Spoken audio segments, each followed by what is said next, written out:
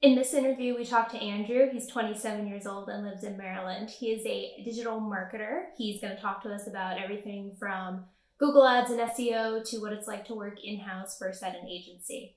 Let's get started. Hello, Andrew. Thank you for joining me. Hey, for sure. How's it going? Pretty good. It's been a hot minute, so I'm excited to talk to you and kind of dive into your career as a digital marketer. All right. Go for it. Awesome. So I know that um, you didn't originally study the field of marketing. That's correct, in college. Yeah, no, I was actually a philosophy major and Italian minor, so nothing to do with marketing at all. Cool. Now, so how did you jump from those two very distinct fields of study into the realm of marketing? Was it extracurriculars? Was it internships? Was it pure accident? We're gonna go with the last two, internships and accident. So The best ways. it's right. It's a long story that I can definitely condense a bit. But basically, when I was in college, I was a saber fencer. And when I got into fencing, one of the captains for one of the other weapons, because there are three different weapons in fencing, um, he was interning at a creative agency. Uh, he actually, I think, was about to become, I guess, the head of sales. It was like a super, super, super early startup. Okay. And so he was basically offering internships to the rest of us. And I ended up taking the offer way later. And so I ended up doing different things. So it was like, oh, hey, well, can you get in touch with like reporters and, make a Wikipedia page for the company, things like that. Mhm. Um, and then soon after, he ended up leaving the company, but I just sort of kept emailing the company a bunch, like, okay, well, what do you want me to do with these things? Since we hadn't really done anything with them, like, do you want me to, I don't know what? And Yeah. eventually, they called me in for an interview and decided to just give me a paid internship. All And right. from there, that was a sales internship, but then a few months later, and that was probably because so the internship itself required emailing people. It was a Mhm. lot of cold emailing and stuff like that, but I sort of got into the swing of it pretty quickly, and then I started, trying to figure out ways to make it better. So I started doing a bunch of research on, oh, how should a cold email be structured? How should lists be structured? Things like that. And eventually, they ended up asking me, oh, hey, well, do you want to be the company's marketer? And I was like, yeah, sure. And so they gave me the job description for it, and I Okay. ended up doing a ton of research into what marketing was, and I started with uh, growth hacking and stuff like that, very very modern stuff, Mhm. and I eventually figured, oh hey, well I actually really like this, so they had me interview for the position, and then they were like, okay, well, yeah, so now create a marketing plan for us, and Done deal. You're stuck with us. yep, and so that's how that started. That's crazy. Now, did you send any emails in Italian? Loop in that minor. No, unfortunately, that has, I don't think, ever come into play in my professional career. Oh, well, it's still, hopefully you can keep it up a little bit. But it's really cool to hear that you essentially learned your now career field just from informal education. I think that a big hurdle to a lot of people to different fields is thinking they need a specific bachelor's degree in that field. So that's super awesome to hear. Um, and you have transitioned to a different company from that original one, correct? Yes, that's correct. Awesome. So what is your current role there? What do you do on a daily basis? Is it the same, or is it a little different? I always like to say of my position that I'm a little bit all over the place. Hybrid. Right, yeah. So my day to day includes pretty much everything all over the board from marketing, which I personally prefer. Hmm. So it's managing Google Ads campaigns. It is managing some Facebook campaigns. It's writing websites. I wrote a press release at one point. It's coming up with for new companies. We do business strategies, and I work on those as well. Marketing automation, sort of pretty much everything and anything depending on what client is around. Yeah, that's So, awesome. I think I'm also in the field of marketing. I mentioned in a previous interview. I haven't really fully spoken about my role, but I totally understand being kind of a jack of all trades when needed. So yeah. hearing you pick up all these different balls and keep them juggling it up in the air sounds very familiar. um, if we could, I would love if you could speak a little bit in more detail about Google Ads. I think that traditionally when people might be Googling a career in digital marketing, they'll come across Mhm. needing to learn PPC and maybe Google AdWords, Google Analytics. So yeah, if you could just discuss that a little bit. Sure. Which part of it? Um, how you came to learn it, if you're certified, if people need to be certified, things like that. Gotcha. So I actually came to learn Google Ads sort of the same way that I learned a bunch of other marketing, which is it was a lot of self-study. Mm-hmm. Um, I found that I just really liked marketing in general, so I was sort of all over the place in terms of what I was learning. Right. And that's just the type of person that I am. I'll dive into pretty much anything that interests me. And so towards that end, it was a lot of research on Google Ads, a lot of blog posts, a lot of articles and stuff about copywriting in general, videos, everything like that. That was generally how I learned it initially. And um, when I came to my current role, basically one of the big things was to first to get certified in that. Um, and so I don't necessarily believe that you need to be certified in order to use Google Ads effectively, Mm-hmm. but I still did end up getting certified and sort of running with that. Once you have played around with Google Ads a good bit yourself, basically passing the certification exam is actually not really hard, and I find that to be true of a lot of marketing certifications. Like once you play around with the tool enough, it's Yeah. pretty easy to pass the exam afterwards. Yeah. The Um, certification's like a tick in the box, essentially. right, exactly. It's to show other people, whether it's clients or whether it's your employer, basically that you do have the skills that you say you have. Right. Yeah, that's always something nice to put on your LinkedIn as well. I know Right. I know the back end of Google Analytics can be a little bit intimidating if it's your first time looking at it. So it is great to note that there are a lot of resources out there to help you kind of explore it, and I'll link those in the description below. Um, so kind of on the opposite end of that, you mentioned you're involved in a lot of content writing, which in a more siloed agency, those would be two separate roles. How do you like switching between maybe the more like analytics side and the more creative strategy side of things?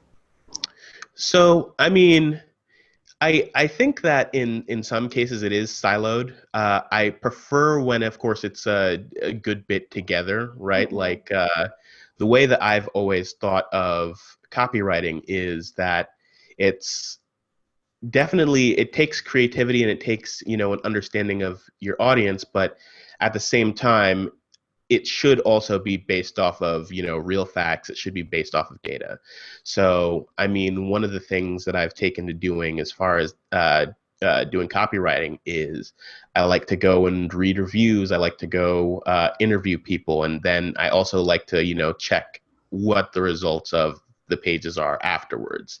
um, and if I can just sort of see, oh, hey, well, has this increased traffic to the website? Do people stick around on this page? Things like that. Mm-hmm. Because I like to test my creative instinct and the information that I'm able to get from other people against hard data when Yeah. possible. Yeah, that's definitely one of the best parts about having that hybrid structure. You get the full picture that maybe if the situation is more siloed and you have the writing department on one side of the building and digital marketers on the other side that overlap, and feedback loop might not happen quite the same. Right. And I think going from there, I'm sorry, did you mention your first company was another agency, or that was an in-house situation, right? That was another agency. Yeah, it was a Okay. creative agency. Okay. I was going to ask you if you had a preference or any thoughts on working in-house, which is working for a company doing marketing. I know you know that. I'm just sharing with Oh, I know. the audience. If you had a preference for in-house versus agency, or from peers that might be in marketing in-house, if you have an opinion based on them. Oh yeah, no. I actually can answer that because initially at the creative agency, I was in-house marketing, and then I sort Okay. of moved to doing marketing for clients. So I Okay. got I both knew I sides was over listening. there. Yeah, no, absolutely. Um, it's it is hard to say, right? Because I feel like with in-house, I think you also have to really be in tune with everyone in the company. Mhm. Because if you're going to do in-house marketing, um, and let's say that you're not directly the owner of the company, you're going to have to make sure that you're on the same page with the owner of the company, which makes Mhm. sense, right? Because since it is a company with an existing brand, or a company that's building a brand, or a company that may even reflect that owner's personality, basically you have to make sure that you're all on the same page all the time. And so that led to, for me, that was I was in a ton of meetings regarding that. There were some points where I had to actually project manage the executive team, things like that. Like, oh, hey, well, make sure that we write this, and basically make sure it gets done, basically. And then I had to sort of deal with that. And I mean, that was fun. It was interesting, and I think the benefit of being in house is that you can also press issues a little bit more in certain cases, Mhm. in terms of creativity. Because if you're talking with the people who own the company on a day-to-day basis, and you're around the people who are selling, and you're around the people who are actually doing the work for the clients, then you get a certain insight that you don't necessarily get if you're just sort of a little further back, like working for a bunch of these other companies at a distance. Mhm. Um, so, I mean, I did enjoy that part. It's really nice to be able to put everything towards, all right, this is the one goal that we need for this particular company, and you know pretty much everything about it. You can talk directly to the sources of who created the idea of the company, so on and so forth. Uh, and in an agency environment, or rather how would you say it? In-house, and the opposite of in-house is, I'm blanking. I think it is agency. I think usually when you're discussing your role, it's when you go and Google or look up, jobs and marketing, chances are you're going to find a requirement that says agency experience. So I feel like agency is the opposite of in-house. Fair. All right. So then we're just going to do in-house agency, and I'll say normal agency. We'll run with Okay. that. Okay. So the thing about the, I guess, normal agency kind of thing, where you're working with all of these different companies, is you do get to work on a ton more different projects, and that in and of itself is fun. You get a lot more variety, Mhm. but you also don't necessarily get the same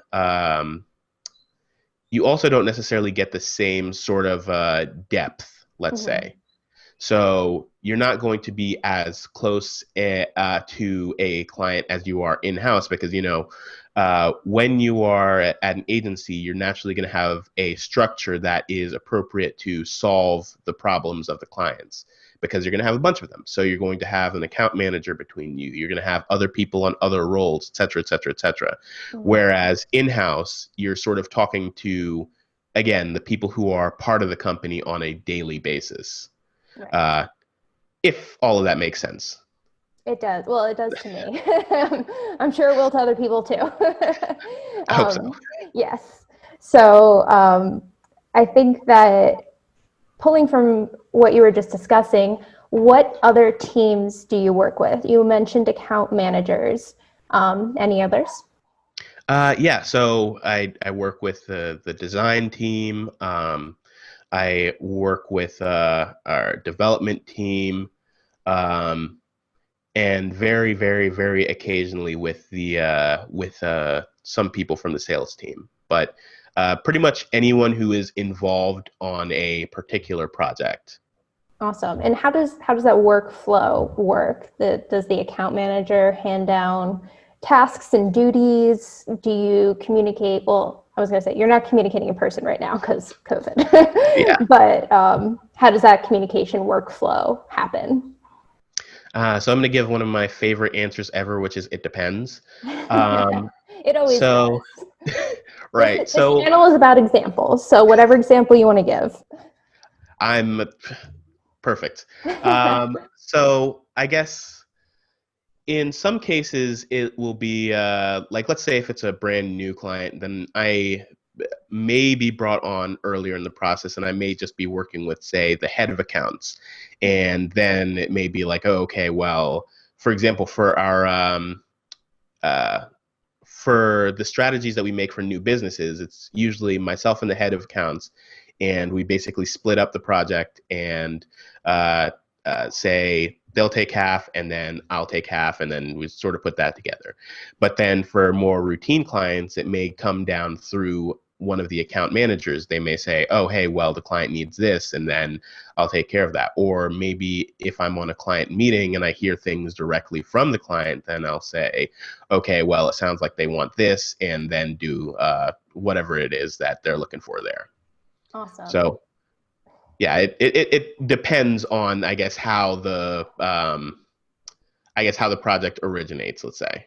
Okay, that's great. And the reason I asked that is because every every company anyone works at is going to be different. So it's just always nice to hear again examples of what might be something people can expect because there are people who are more shy in work environments. So Hmm.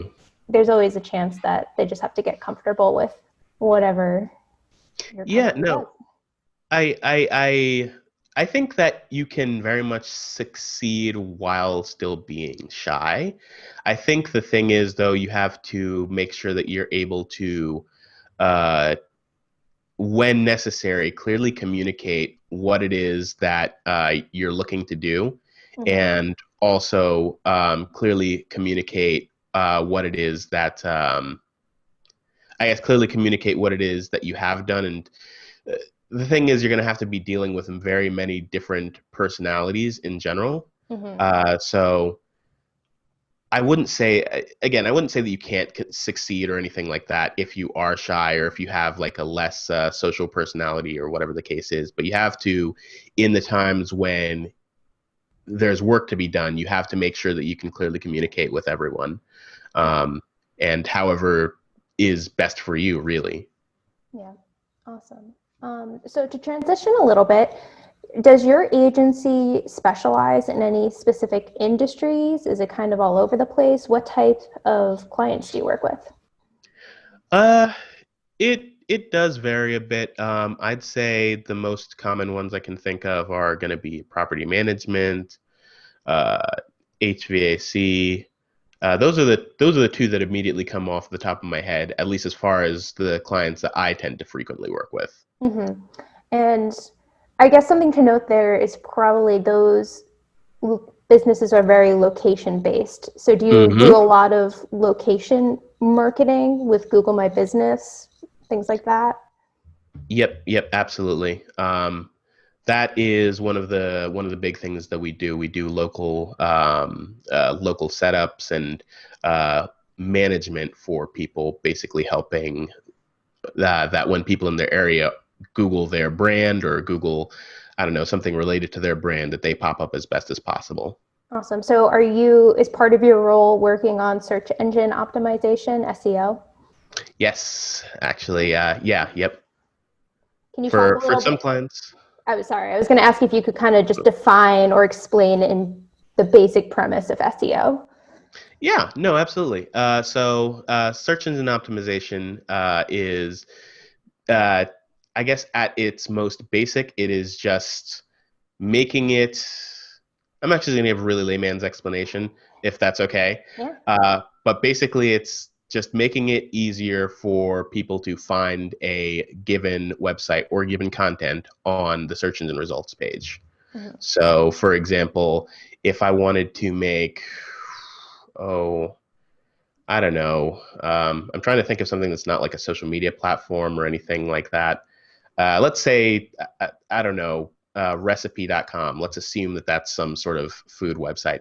But let's say that people wanted that to appear whenever people were talking about butternut squash soup or something like that. Okay. Search engine optimization is basically optimizing their website so that it appears for those relevant terms. So if someone does search butternut squash soup on Google, recipe.com's pages on butternut squash soup appear.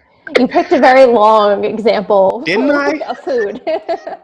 Didn't I? Very timely, though, very fall. No, I think that's a great explanation. And do you use any software or tools to research and figure out how to best optimize those keywords, or is it basically intuition based on your research? It's a bunch of different tools and then also a bunch of different bunch of intuition too. Feel So free to name drop any tools so that will people do. can look them up if they want. Yeah, so we use SEMrush, Okay. for example. That allows us to audit websites and basically see, where some of the issues are, where some points for optimization are, things like that. It's pretty broad. Then in addition, we use things like Google Page Speed Insights. That helps to find out how quick a website is. And that's a big thing for search engine optimization recently. Mhm. And then on top of that, I also personally like to use Google Trends. So for certain keywords, especially if they're really popular ones, I like to see, oh, hey, well, are they popular now? Do they have relevant traffic? Things like that. There's also the keyword planner in Google Ads, which I also like to use. That is basically for maybe lower volume keywords, basically being able to see, all right, how competitive are these keywords? Is it worth going after these keywords? Things like that. And I also, there's a ton of stuff. There's also Google Search Console. So many different things for so many different things. Mm-hmm. I think you give a good chunk right there. Yeah. Great. Let me see. What else can I ask you? How do you stay in tune with the latest changes and with algorithms? Algorithms is like a hot word, whether you are in the marketing world or not. Social media algorithms, Google algorithms. How do you stay on top of algorithms? So there's a ton of websites and a ton of blogs that will frequently update readers on what's happening, what has happened, things like that. So, for example, Search Engine Land is a good website where I can go in their SEO section and see things like, oh, hey, by the way, Google's updating their algorithm again. Don't freak out, or do freak out, depending on if it's big or not. And that's the main one for me. Honestly, though, I think a lot for me though, I am. I don't know if I'm ashamed to say this or not, but a lot of it is just looking at the websites that you have and seeing, oh God, traffic's down this month. What happened? And then Googling it, and it's like, so Google did something. I understand now. All But right. I feel like that's a lot of people, though. Honestly, I feel like that's a lot of people because some updates are random, some updates are scheduled, and so you can't necessarily be on top of all of them at all times. So I feel like unless you are the engineer who is making that change at one of those companies, you have Right. no idea when or what is coming your way. Yeah, no, absolutely. Honestly, like after every sort of algorithm change, there's usually a scramble in the SEO community where people are sort of bouncing around like, oh, well, does it affect this website? Did it affect this website? And then you just sort of wait and it's like, okay, you know what? I'll just wait until they compile all their answers and figure out whether it affects me or not. So, There you go. Perfect. Tie it up in a bow. yep.